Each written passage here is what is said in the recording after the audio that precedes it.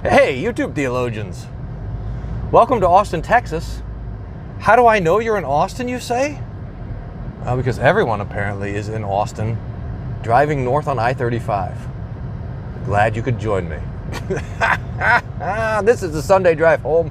What a day today, by the way. Oh, notice Luther being mangled by the ladder ball from the church picnic. I'm undefeated at ladder ball, by the way, which I think is, I don't think you have to say undefeated. I think you can just say I'm feated at ladder ball. I think the double negative prefixes are unnecessary. Like, you wouldn't say undestroyed, you would just say roid. Okay, to the business at hand. It's Holy Tuesday. I'm in Luke chapter 20 today. And Jesus destroyed the temple. Pow! And the Pharisees say, well, hey, how come you can do that? By what authority do you do these things? And Jesus says, I'll tell you if you answer me one question. By whose authority was John's baptism? And he's got them there. They go into their committee. I love this answer by committee. It reminds me of like a political debate prep team where you say, how are we going to answer this? How should we answer? And it even tells you what their whole thoughts were. They're like, well, we can't say that John's baptism was from heaven, because then Jesus would say, why didn't you believe him? That's the question. From whose authority did John baptize? We can't say that. We can't say it's from man, because the people think John's a prophet. And and then they'll kill us. That's very interesting, that the people were so convinced in John's prophetic office that the Pharisees think that their lives were at risk if they were to deny John's prophetic office. That's kind of an amazing thing to think about for the how things were working out theologically. Anyway, what did they say? We don't know. So Jesus says, well, I'm not going to tell you either, but I am going to tell you this parable. And then he tells them this parable of the unfaithful tenants. This is a really interesting parable, a really amazing parable for me. This parable was one of the places that the Lord helped kind of loosen up my dispensationalism. The idea that God has two plans for two unique peoples, and there's he has his earthly people, the Jewish people, with an earthly plan, and he has his heavenly people, the church, with a heavenly plan. So this parable helped me because Jesus is saying it to the Pharisees, and they know it. In fact, after Jesus tells the parable, they say, it can't be. So here's the parable. There's a man who has a vineyard, and he plants it, and then he leases it to farmers. And these farmers are to tend to the vineyard, to profit from the vineyard, but to share the profits with the landowner. They're leasing it after all, so they've got lease payments. So after a long while, it says in the Greek, I think in the English it says it too, after a certain amount of time, or after a sufficient time, he sends a servant to collect the lease payment, the fruit. And instead of paying up, they beat the tar out of the guy and send him back. Now it's something that they send him back too, because they're saying to the landowner, look, we've got no respect for you. So he sends another servant, and they do the same thing. Even worse, they treat him shamefully. So he sends a third servant, and they do the same again. They beat him up. And then this landowner does the crazy thing. Remember when we're reading the parables, we're looking for the surprise. Sometimes there's not a surprise, but almost always there's a surprise. There's a twist. There's someone who does something that we wouldn't normally do. And here's the first twist. It's that this landowner says, you know what I'm going to do? I'm going to send my son. In fact, there's two things about this that are really quite shocking. He says, I'm going to send my beloved Son. So it emphasizes the love of the Father for the Son. And then he emphasizes his unsureness of the plan. Perhaps they will respect him. Perhaps.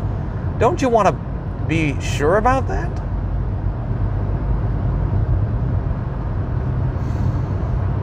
So he sends a son to collect now this is all, by the way, this is the Lord, and the servants are the prophets, and the landowners are the scribes and Pharisees, and those who are to be ruling with the Lord's word.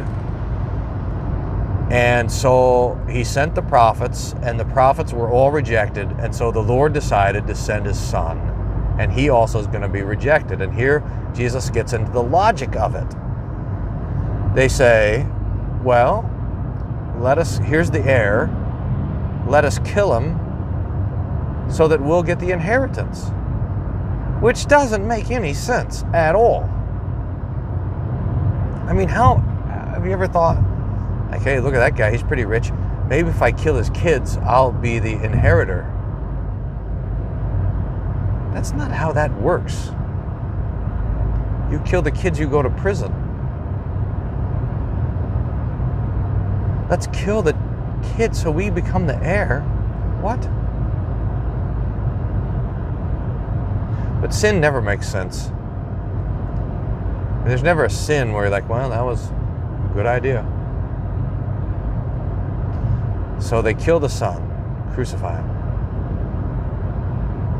And then Jesus says the landowner will come and he'll destroy, in Matthew, those miserable wretches and give the vineyard to another. They lose their office. It can't be, they say. And then Jesus, normally there's a punchline, but Jesus follows up with this parable with two more punchlines. So first punchline, he'll destroy the tenants and give the vineyard to another. And it's clear. I mean, it's not like, sometimes the parables are to hide things from people. Jesus says, so that hearing you can't understand, but not this one. This is pretty, they understand just exactly what Jesus is saying. So that's the first punchline. And then the second punchline is Psalm 118, this beautiful verse.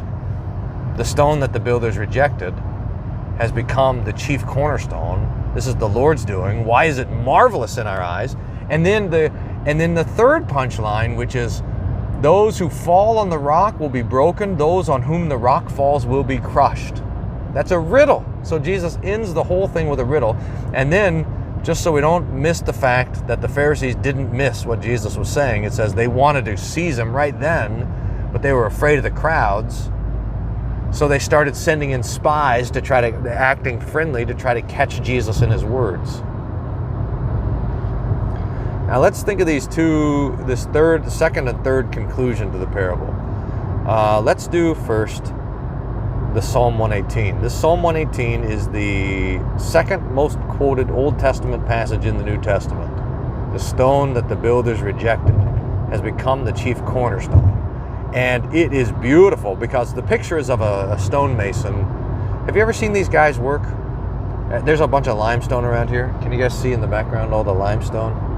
And if you ever see someone working the limestone, there's a pile of rocks that come from the quarry. And the builders go and they look where they need a rock. And then they go and they grab a rock from the pile. And then they have a hammer, and so they chip the rock, bink, bink, bink, and they make it to where it's just the right size, and then they put it on there. Maybe they've got some concrete that they're using, or some masonry, or maybe they're just fitting the rocks together, and they're fitting them together. Go get another rock, knock it off, ding, ding, ding, ding, ding. So you got the rocks, but they say there's a rock that just isn't going to be suitable for use in building, then you throw it into the trash heap.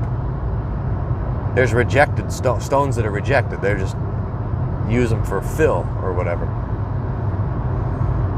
Well, the Lord says the stone that the builders rejected has become the cornerstone. Now, the cornerstone is the most important stone of all. When you're when you're laying the foundation, you got to look for that perfect stone that goes in the corner, because from the cornerstone comes the level and all the angles of the wall and everything. That cornerstone is what holds all the pieces together. And so the parable is, the builders were building and they saw the stone and they thought it's good for nothing, so they threw it into the trash heap, and the Lord grabbed it and used it to become the cornerstone. That's Jesus. And he's saying to the Pharisees, you're the builders, I'm the stone, you're rejecting me, God will choose me and use me as the cornerstone of his new house.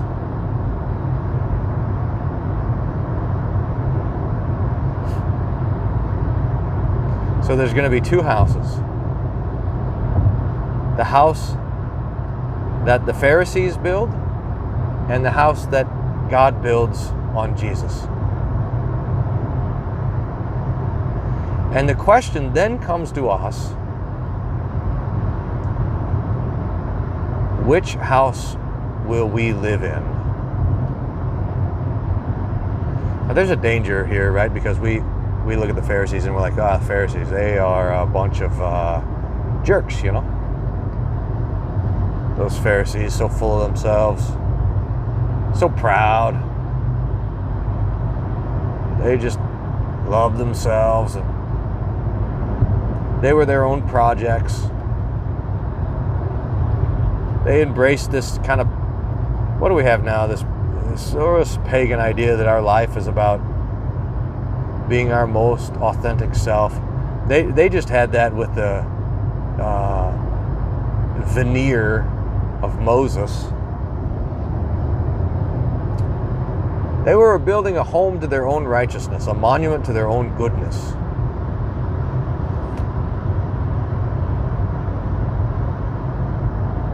Curators of their own self-righteous image. Which is why they have to reject Jesus. Jesus is a rebuke to every form of self-righteousness, self-justification, self-invention, self-creation, self-expression,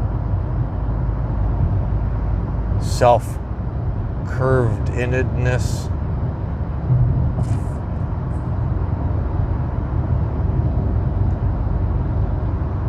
And it turns out that each one of us has a little Pharisee living in our own hearts. It's all about it. I mean, we're programmed by our fallen, sinful flesh to be all about this business of self-righteousness, building our own house, and Jesus doesn't fit. He is a stone that does not fit in the wall of your self-righteousness. So the only choice the Pharisee has is to throw him out. Otherwise, you have to tear down the wall and start over.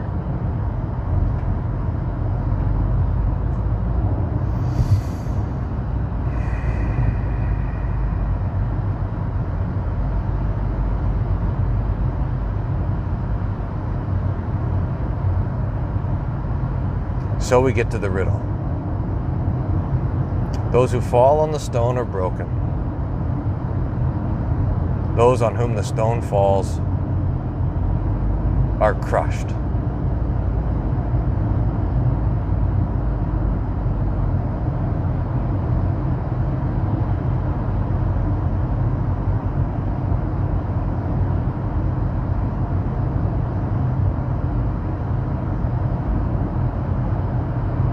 The two choices with Jesus are either to fall upon him in repentant faith, a broken and contrite spirit, these, O God, you will not despise.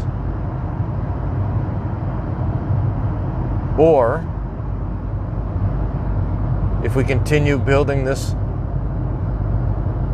idol to ourselves, for the stone to fall on us and be crushed in judgment.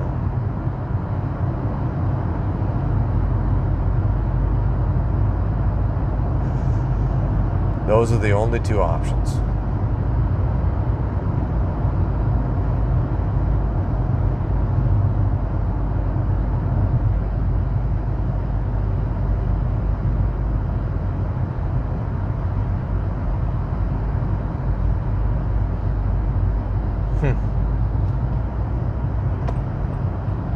So we come to him as living stones built into his holy temple.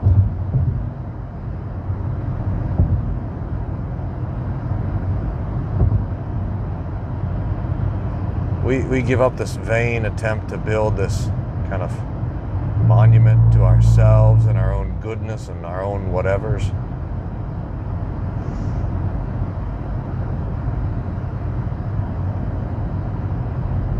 And we come by faith to this temple built by God, made without hands, holy in the heavens. To the blood that speaks better things than the blood of Abel, the blood of Jesus that cries out for mercy and forgiveness and peace.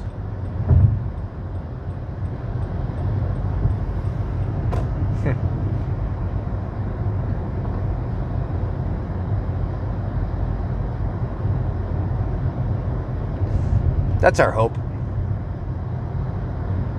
Jesus, the rock of our salvation. May God grant it for Christ's sake. Sunday drive home. Hey, before I let you go, I've been doing a podcast every day. Woo! Lent up early. Wednesday, Whatnot, the podcast. I'm going to put the link in the description. Well, I'm probably going to forget, so someone remind me. After someone reminds me, I'm going to put the link in the description. And if you're a podcasty kind of folk, then you can subscribe to that. It's a daily podcast with a little devotion, and I answer a question from you on the internet.